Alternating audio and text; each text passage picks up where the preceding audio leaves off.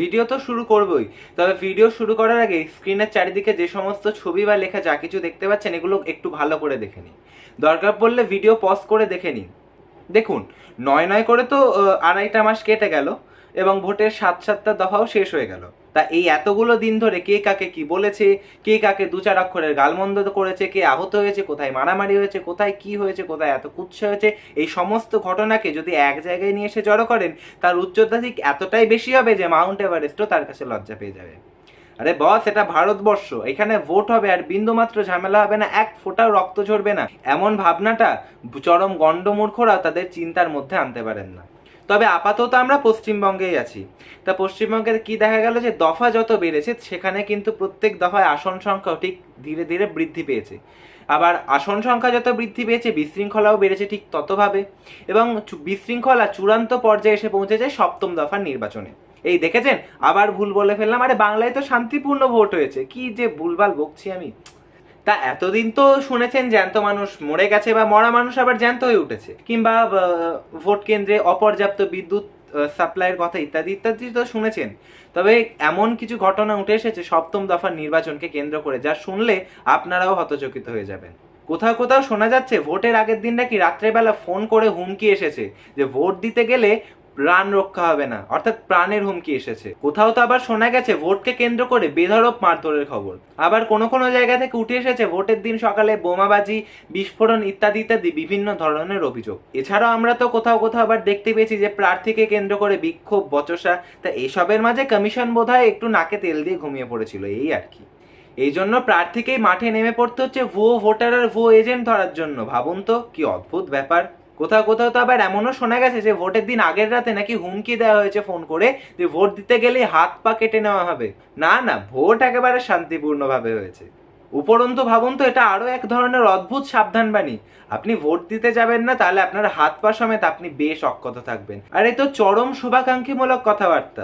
আপনারা তো সকলেই জানেন যে ভাঙড় সংখ্যালঘু প্রধান এলাকা এবং সেখানে আইএসএফ এর একটা বৃহৎ প্রভাব রয়েছে এবং ভাঙড় তার চিরাচরিত ট্র্যাডিশনই মেনটেন করেছে।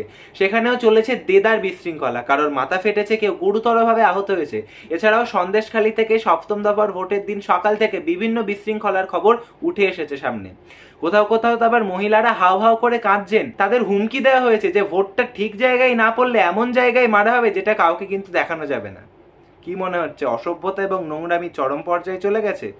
আর এটা তো কিছুই না, আসল নোংরামিটা তো তখন শুরু হবে যখন বিভিন্ন রাজনৈতিক দলরা এই সমস্ত কিছুকেই সাজানো, ইচ্ছাকৃত এবং নাটক বলে সম্বোধন করবে। মানে ধরুন, যে ঘটনার তীর বিজেপির দিকে, বিজেপি সেই সমস্ত ঘটনাকে নাটক বলে সম্বোধন করবে।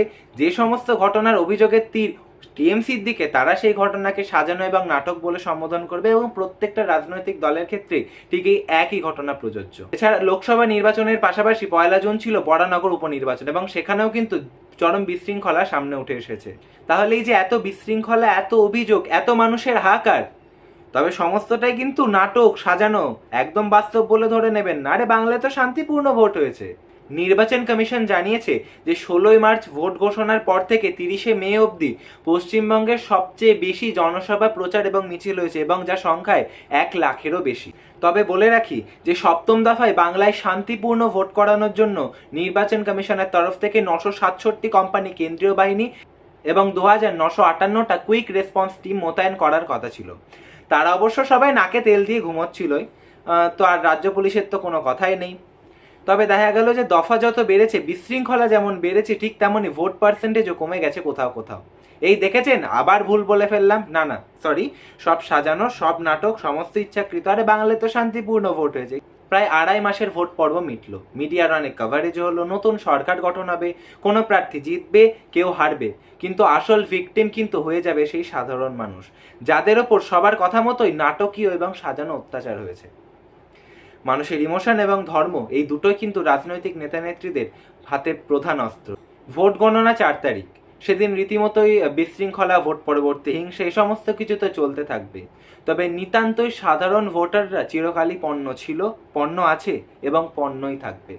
কিন্তু আলটিমেটলি সমস্তটাই কিন্তু সাজানো, ইচ্ছাকৃত এবং নাটক। সবাই ভালো থাকবেন, সুস্থ থাকবেন। আবার দেখাবো অন্য কোনো ভিডিওতে, অন্য কোনো বিষয় নিয়ে আলোচনায়।